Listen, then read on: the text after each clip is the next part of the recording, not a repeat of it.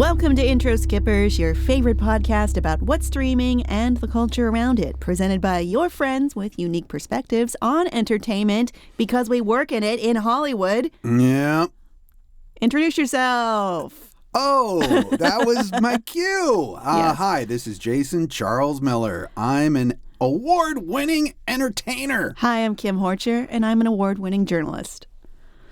And that's it. We did it. And now...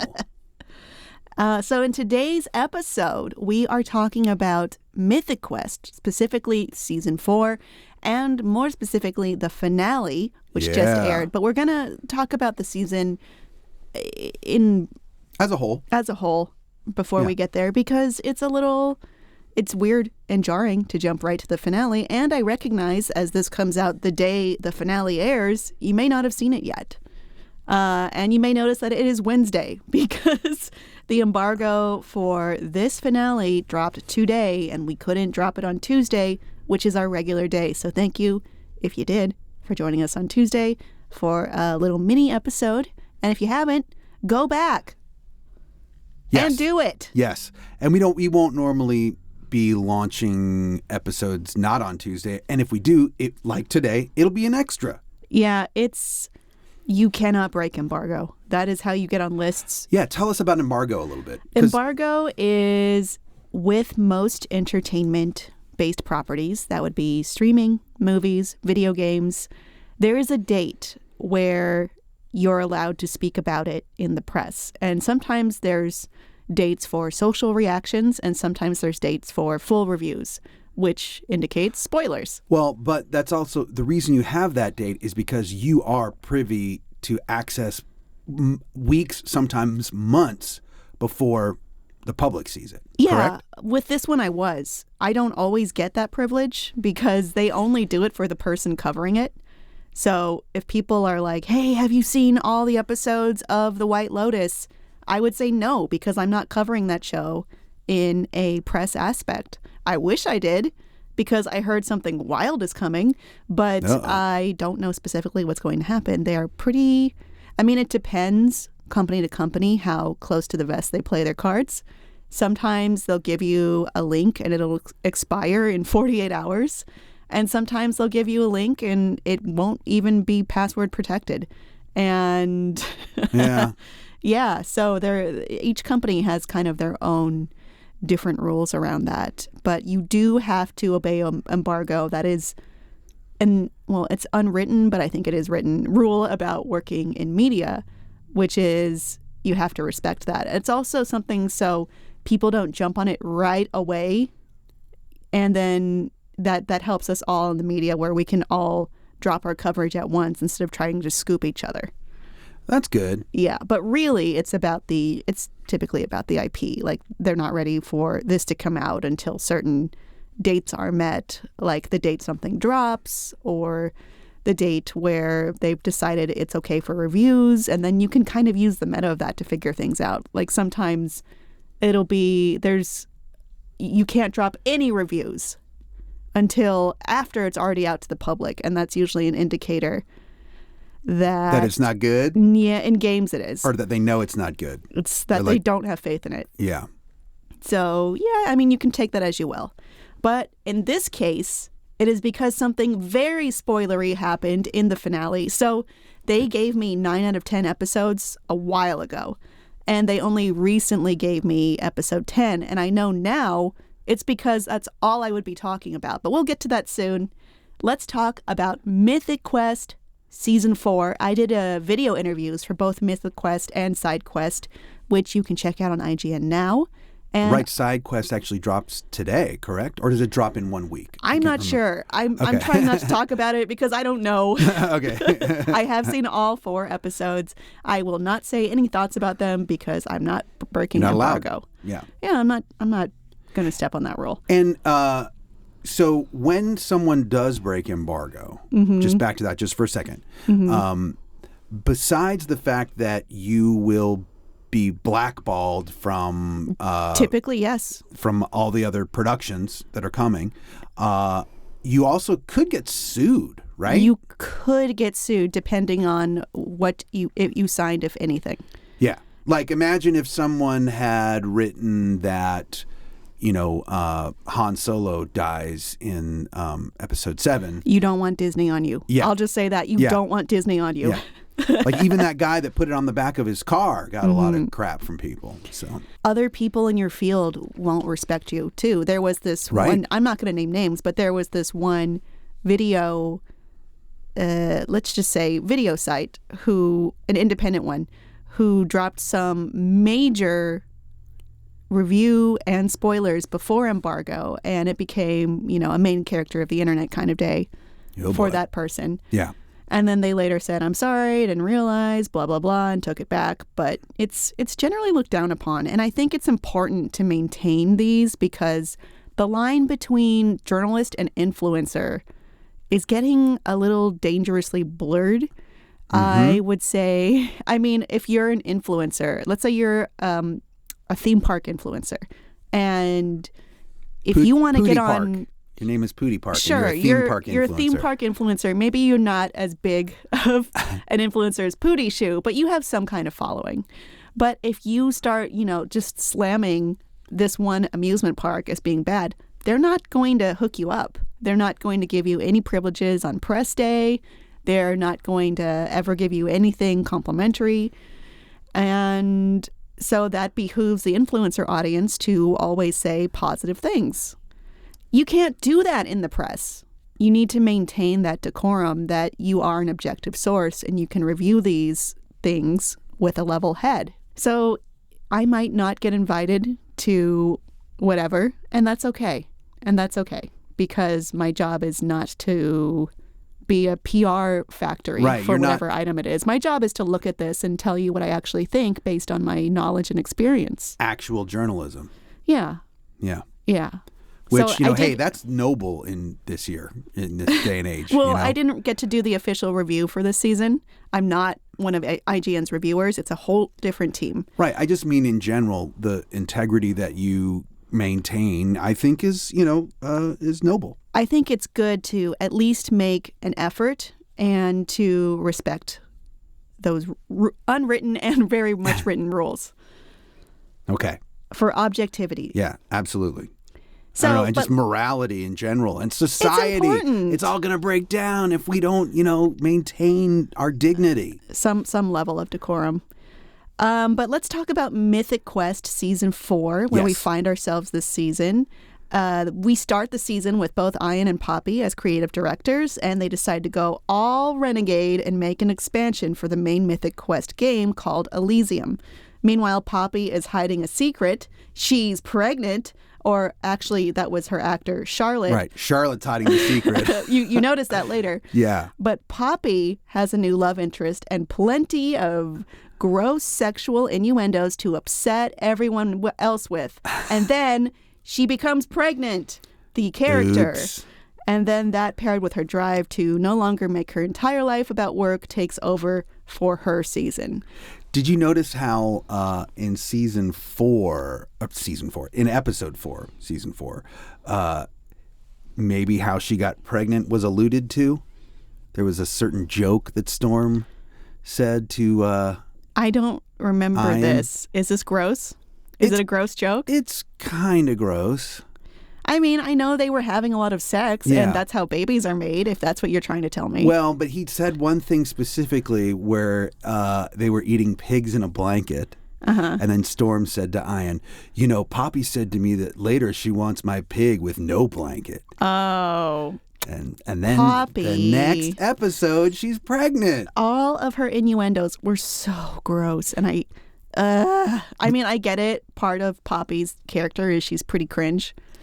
On TV, you used to not even be able to say the word pregnant. I know. During I Love Lucy, they had to say she's with child. No, they said, she's having a baby. She's having a baby. Yeah.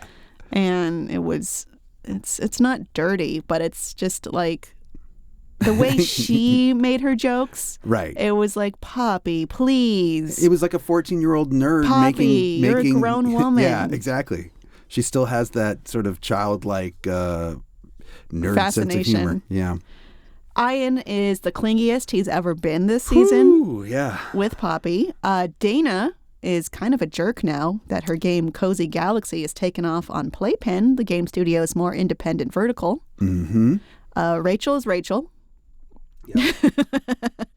Brad is turning over a new leaf as a creative manager for Dana, to his deep chagrin. He also has a little scheme going on. David is still a weasel. Carol is in a love triangle that I frankly think she is above. Carol, you can do better. And Joe is still demented, but finding her true calling.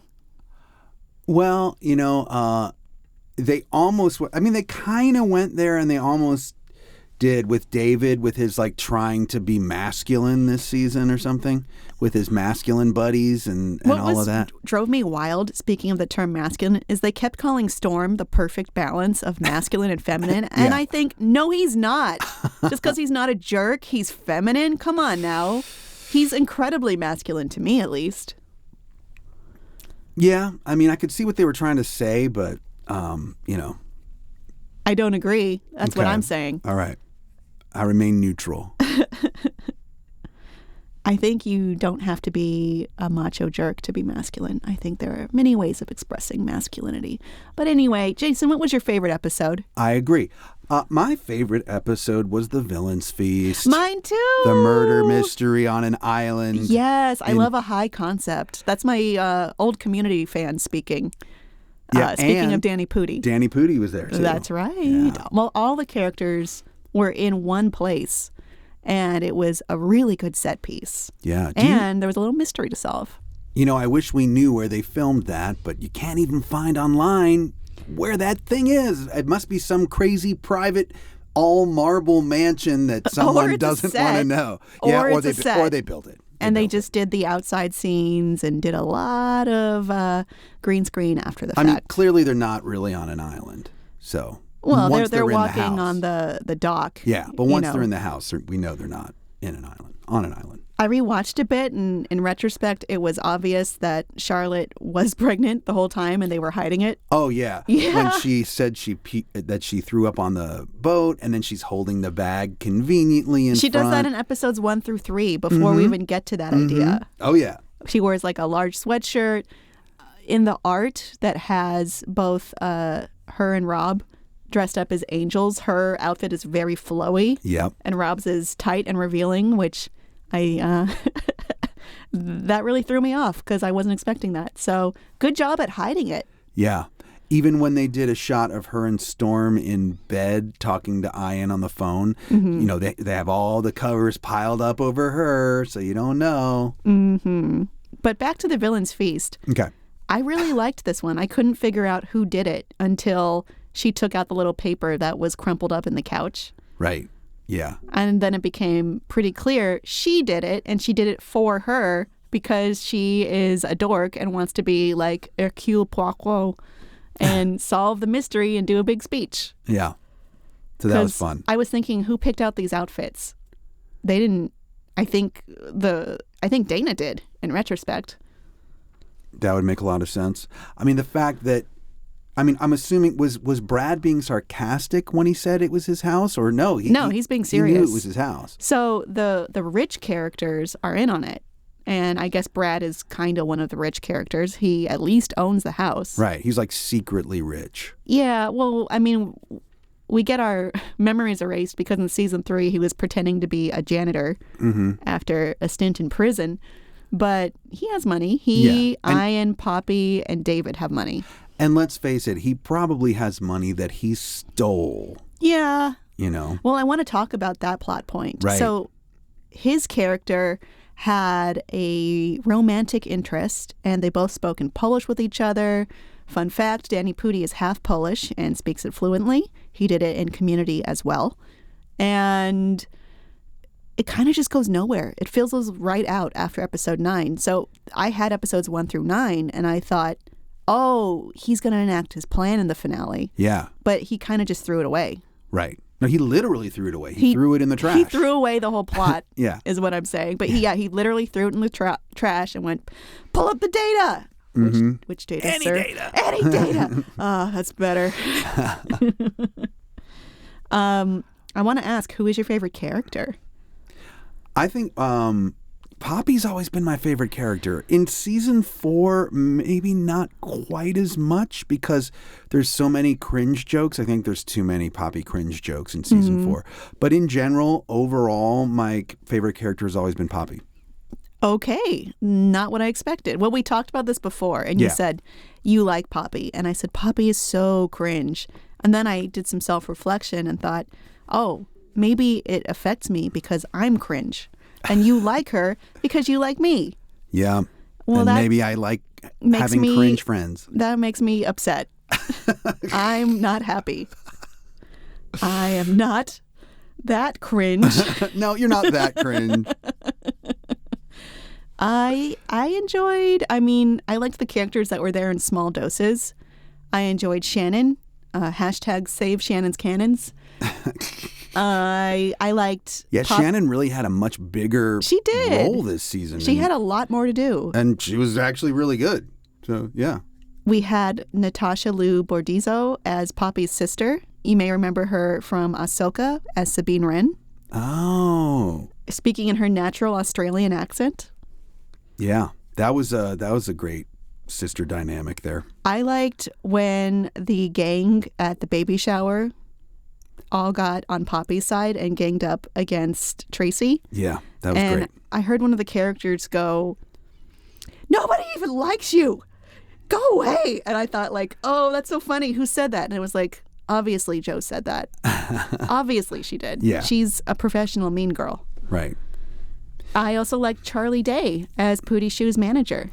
You know, seeing that Charlie Day was one of the creators of this show, I had been waiting for 4 seasons to see Charlie Day, and it was a good payoff, I thought. Yeah. I mean, my friend who really, really loves the show was like, don't spoil anything, but are Charlie and Rob really funny together? And I said, you know, come to think of it, I don't think Charlie and Rob had a scene together.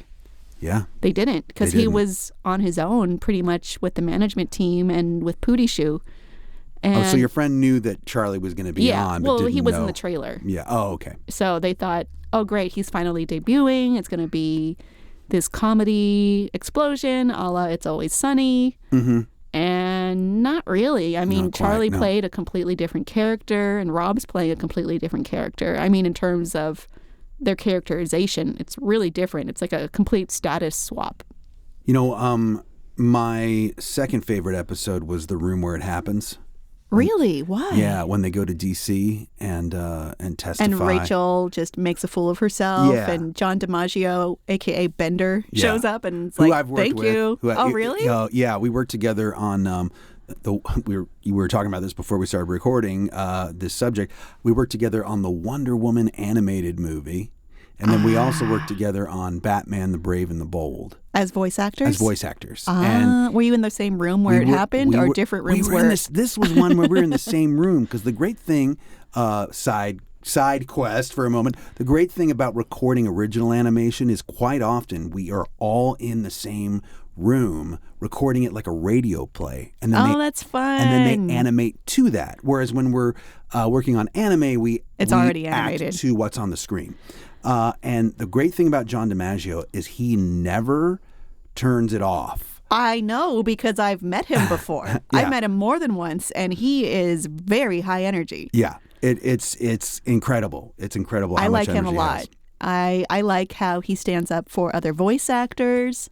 I like that he's a huge advocate for that, and we spoke off camera about it, and he was very genuine and very forthright about it all, and I really appreciate that about him. It shows a lot of character. Yeah. Plus, I like him as a performer, too. John DiMaggio, good guy. Good guy and great performer. Yes. So I think that was, why that was my second favorite was just, I love it when shows that I like kind of mirror things that are really happening in the world, I guess. And so that, obviously we've seen lots of, people have to testify before Congress. It also sort of reminded me a little bit of Succession, too, when they had to do that. And when they all have to go under oath and straight up lie. Yeah. So it was, I don't know, there was just something charming about that episode that I liked. I really wish, and this is not an actionable note, and I don't expect anyone to do it. I wish they would have made Rachel a writer instead of an executive like David, because there is a little bit of a vacuum now that CW is gone. And it did seem like she was interested in writing, but she went this way. I guess to wasn't be she more... going to go to that writer's workshop in San Francisco? I mean, I guess it kind of makes her more of a foil to Dana, which has been a theme this season of Dana is on creative and she's in management. So we're in a relationship. What do we do? Right. And then they made like that line in the parking lot, kind of like, again, callback, I Love Lucy. But I would much rather see Rachel in that role because we don't really have a stand-in for a writer. And we already have David, who's this guy whose role is basically to say no a lot or care only about the money instead of creative, which is what most of the characters care about. By the way, back to the Villain's Feast for a moment. Mm-hmm. You mentioned CW. Mm-hmm. You thought he was going to be the benefactor. I thought CW was going to reveal that he'd faked his own death and that he was back and that he was the one that was coordinating all this. Well, I mean, it would be an easy death to fake because it happened off camera. Mm-hmm. And they said, oh, his ashes are flying above us right now during that one scene. Yeah. And, I sure hope we put a spoiler alert off the top. Anyway... Go back and put it in, please. Spoiler alert for this entire season of Mythic Quest Season 4. Anyway, I don't think they're going to bring him back. Isn't but I our think whole show a spoiler? It is. Okay. All right, but still, people get really upset about it, so may as well. I don't think he's ever coming back. And no, I to don't be think honest, you're right. He was the character that never worked for me to begin with because when this started airing, I was actually working in the games industry. Mm-hmm. So for a while, I was doing social and content creation for a game company. So I was in there, I wasn't doing any of the roles that anyone on the show is doing, but I was privy to see a lot of how games get made and developed and marketed and how long they're in the pipeline and what is the process and all these different pieces that come together. Yeah. And he rang the least true for me. I have never met anyone like him in that industry. And also covering that industry on the other side, from the press side, I've never met anyone like him. And I've spoken to several writing and creatives behind video games, and they're not elderly men who don't understand video games. They very much know what they're doing. Well, I would argue, though, that it felt like it was an eccentricity of Ian's to bring his favorite sci-fi writer of all time to come work on his game. Yeah. And I think that was it. He was certainly, to me, portrayed as the exception to the rule. Okay. Well, that's much more... It makes a lot more sense. Yeah. Okay, I mean, that makes a lot more sense. Because Yeah. I have met a Joe. I have met a Brad. I've met many Davids. I've met some Ians, Yep, me too. So I would say he was the one character that I would miss the least. So I'm not that bothered that he's no longer part of the narrative. I looked at it like, so if I was an Ian type and J.R.R. Tolkien was still alive, but needed a job, I would hire him immediately to write my video game story. Do you think this is like George R.R. Martin writing for Elden Ring? Okay, I could see that. Now, did that happen before or after this? I feel like that happened after, didn't it? Yeah, but game development cycles are very, very long, so it very well could have been much before. Yeah. So the thing is, though, George R.R. Martin is not kind of a niche, burnt-out writer. He is an extremely popular writer who is still relevant. So it's not a great comp. Okay, so maybe I don't know, another writer that was big in the 70s, burnt out, but and was working at a Renaissance fair with rotisserie chickens.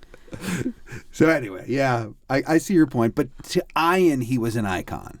Okay, so it's basically in service of the iconoclast that Ian is. Yeah, to a certain extent. Which is a lot of this show, to be honest. Yeah. Which, well, go ahead.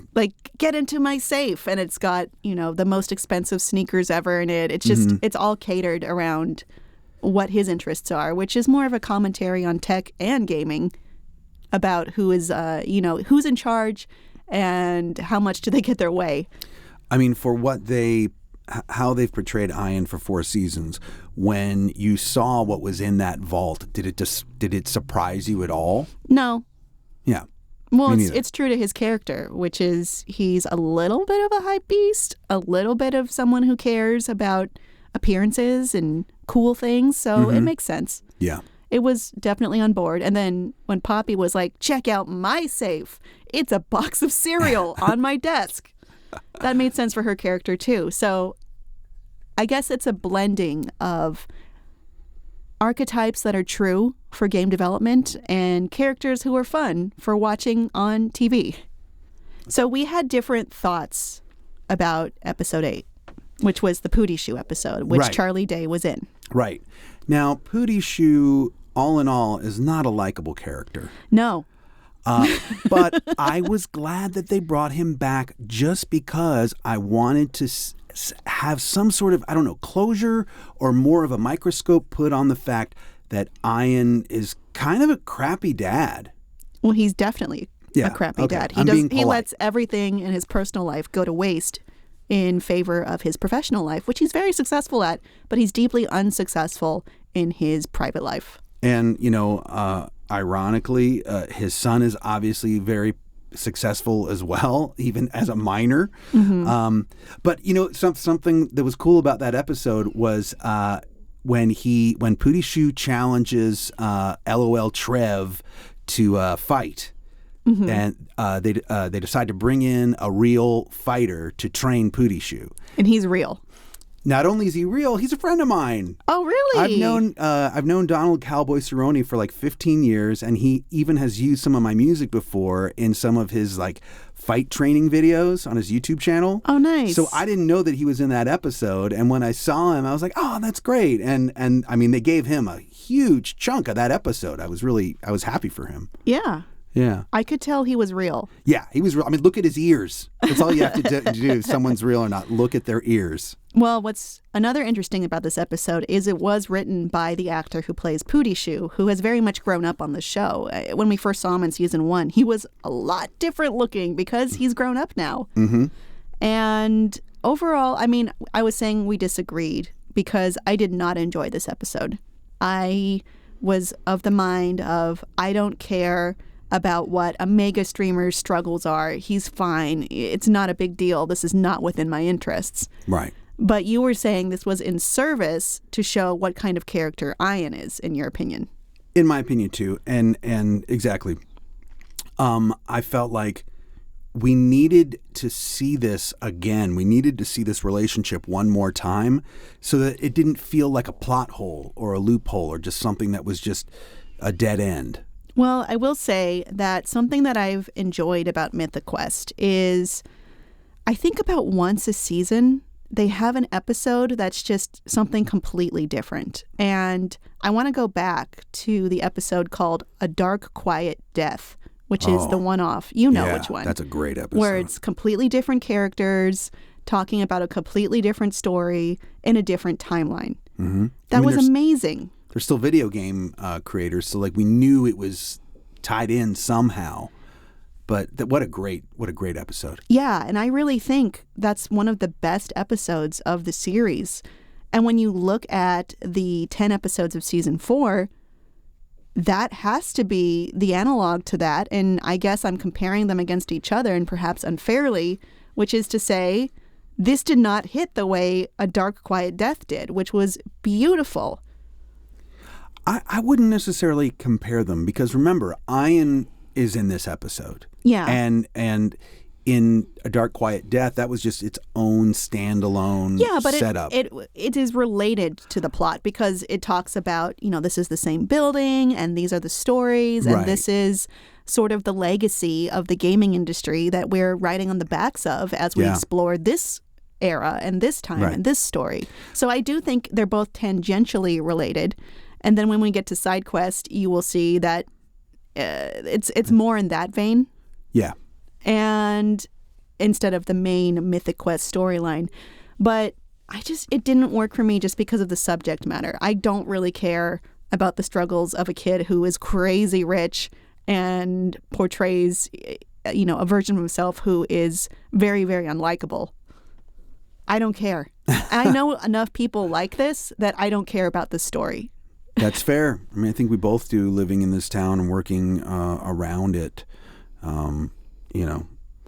We have a whole different view of certain influencers that maybe we don't even know that well. But no, I know one pretty well, and I do not like him. So that might be a personal thing that is getting into my way of enjoying that particular episode. I also wanted to see Charlie Day in a more prominent role, but this is what happened, and probably for reasons that I'll never know, and that's fine. Charlie Day, kind of threw out some cool wisdom in the end, though. He did. So that there was a payoff there. Yeah. I liked this episode more than you. But then again, as soon as I saw my friend in the episode, I was more excited, all about it. Right? See, those are your personal biases getting in the way of you loving it. So we're both off. Okay. On this one in particular, but at least we can admit it. Right. And let's now get into the season 4 finale. There are spoilers, even more spoilers now. Don't at me. We've warned you. This was the one episode again that I did not get before the season because they knew I would not talk about anything other than the kiss between Ian and Poppy. The kiss, which, quite honestly, I thought maybe could have come at other points during these 4 seasons. And in my opinion, it should never happen. I'm not saying whether it should have happened or not. I'm just saying I felt like there were times when I felt like maybe we were gonna see it. Yeah, well, they talk about love a lot, and they compare themselves to being partners frequently. Right. And finally, it came to a head, and they kissed each other after... it's a moment that would fit into any rom-com, which was Poppy comes back from the airport after being dropped off and yells at Ian because she got an alert from the system that he was trying to log into his computer and messing up the password every time, so she knew it was him. And she came in to yell at him, and she realizes that the reason why he did this and didn't tell her because he knew that if he told her, she would come back, and he wanted her to make the best decision for herself personally instead of what he wanted professionally. And then they have their line about, if you have a chance with someone you truly love, you've got to reach out and take it. Mm-hmm. And he goes, I always say glimmer that. Of hope. If there's a glimmer of hope, Yeah. There you go. Yeah. Glimmer? You say glimmer? Yeah. And then they, I guess, follow in the route in the exact same veins of a rom-com where that would be the ending and kiss, and then they both back away in horror, hands up, staring at each other, and that's the end. That's the end. So we have to wonder until season 5, what are they going to do about this? Are they just going to throw it away like the Brad and his love interest sabotage storyline, or is this going to be a whole thing? And are we for sure getting a season 5? Do we know? I don't know. I don't think there's an official renewal, but I think chances are good. Yeah. Judging by what Apple renews. And, they're not Netflix where they'll cancel anything that doesn't meet a ridiculously high barrier. Yeah. So I think there's a very good chance it'll be around, especially since, they invested in SideQuest. Mm-hmm. There must be, there's got to be enough executives at Apple TV Plus that love this show the way we love this show to bring it back. Apple TV Plus is an interesting platform to view in the meta because their goals don't really seem to be gather as many subscribers as possible, turn over blank amount of profit. Their goals to me seem to be about vibe setting, about making a brand that fits into the Apple ecosystem as their number one priority over, make X amount of dollars on X amount of properties. And it's kind of a long view, and it's an interesting look in this day and age of, profit right now. They're kind of like, no, let's set this vibe for our company for years to come. I'm not saying they're altruistic in doing this. I'm just saying that's their goal. They're altruistic to themselves.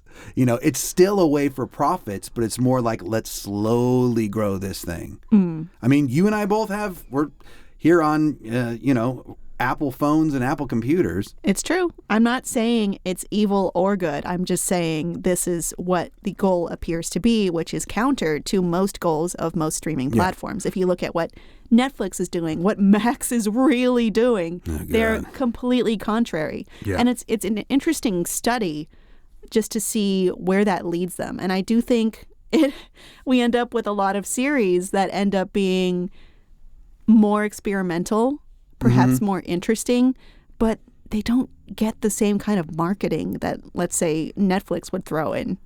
You know, there's all these shows starring A-list celebrities that I've never seen because I've never heard of them. And you're in the business. And I'm in it. Mm-hmm. So it's interesting to see what they do from that perspective of that very unique goal and that very unique execution. So to answer your question in a really long way, I believe there will be a season 5 based on nothing, based on no evidence. Just based on, well, I would say based the on evidence. Trends. The evidence is the last is what Apple's been doing. So, but I wonder what's going to happen with this particular story beat. Yeah. Next time we return to these characters, because everyone's going to find out for sure, right? They're not going to be able to keep this a secret. No. Do we skip forward in time and Poppy has the baby and she's here, or she's with Storm, but probably not, to be honest. I think we're probably done seeing Storm as a character. That's just my guess. Again, you think we'll get all a of this goodbye is episode? Speculation. No. Just no more Storm. Just she period. doesn't go there. Or maybe he comes back for one episode, but to me, he's probably not going to be a character that really continues. I mean, he's in his activation in Denmark or whatever, right? I think he's in the Netherlands. The Netherlands. Yeah.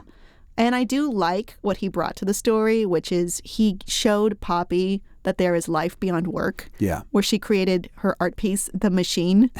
The machine is me. And he also showed us, the audience, that Poppy could have a romantic relationship. Yeah. I mean, I definitely... I know people who remind me of Poppy, and it's hard for me to imagine them in a relationship. But people have multi-faceted personalities that we don't always get to see all of, especially if they're in a comedy show that runs for about 30 minutes. But I wonder, is the dynamic ruined between Ian and Poppy? Because I love a show where we have a male and female lead, or a man and woman lead.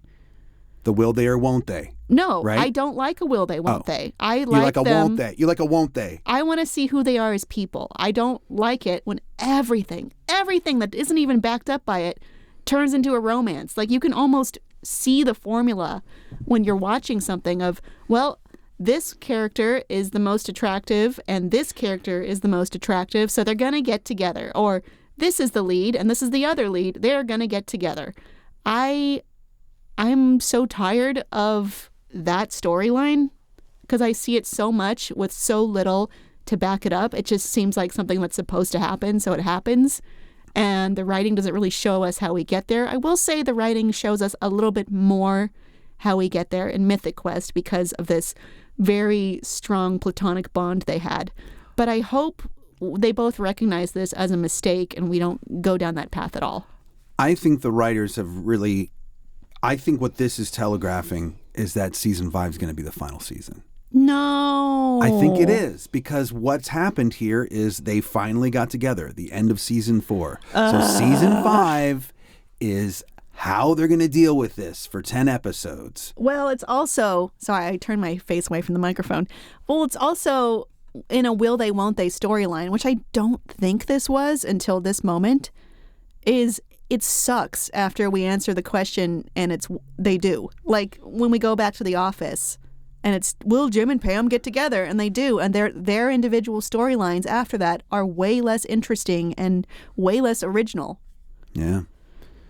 But these are generalizations I'm making. Not everything follows into that. And it's not to say that that is what is going to occur with Mythic Quest. But I will say I do admire storylines that have the bravery to have a man and woman not get together and have a really strong friendship or bond, like, let's say, 30 Rock. Let's say A League of Their Own. Let's even say Mad Max Fury Road.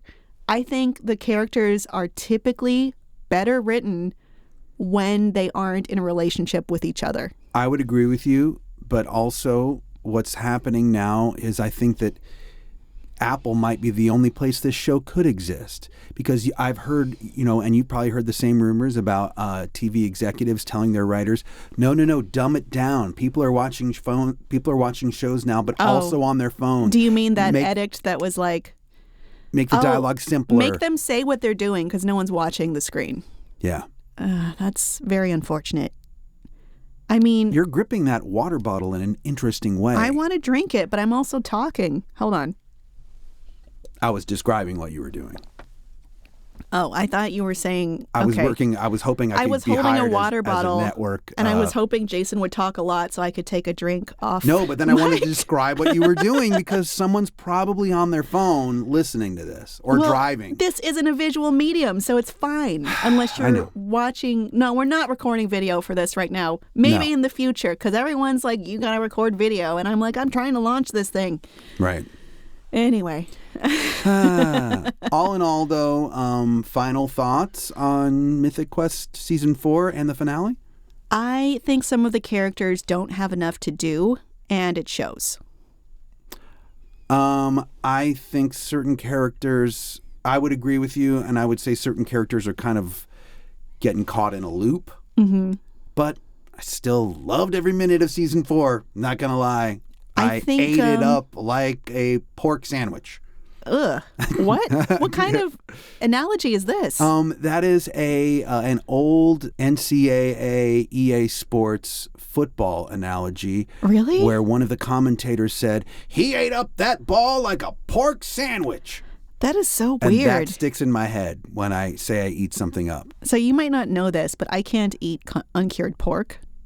Can you eat cured pork? Yeah, because there's a protein that I have trouble digesting, and it gets broken down in the curing process. Oh, wow. I didn't know that. Yeah. So when you say eat it up like a pork sandwich, I'm like, no, I'm not eating that. That's poison. Well, I'm not eating that. Eat it up like a blueberry pie. No. And you know what movie I'm referencing now. Yes, I know you're referring to Heretic, and the pie is poison, and I'm not doing it. All right, fine. He ate it up like a pork sandwich. Well, good for you. I liked the season overall, though I think it did show, back to my point, a lot of characters don't have a lot to do, and they're kind of pedaling in place. So when you said season 5 could be the last season in your guessing, I thought, oh, that does make sense. That makes me sad, because I do want to see the characters get into situations where they have more to struggle against, more to fight for. Yeah. I think characters like Carol certainly didn't have enough to do. I mean, she had plenty to do if you think about it. Give her a better storyline. Anyway, I think Rachel could have used more to do this season as well. And by the way, Ashley Birch, friend of mine, incredible talent. I worked with her on Muzzled the Musical, and gosh, what a meteoric star. And she's amazing. One of the hardest workers in this town, for sure. Well, I interviewed her 2 days in a row for Mythic Quest and Side Quest. She was the only one. She was such a joy to talk to the whole time. I could tell she has such a passion for not only acting, but writing and directing and being a strong creative force. I liked her a lot, and I'm just going to say that right here. But that is her 100% all the time, and I'm proud that she knows my name when she sees me.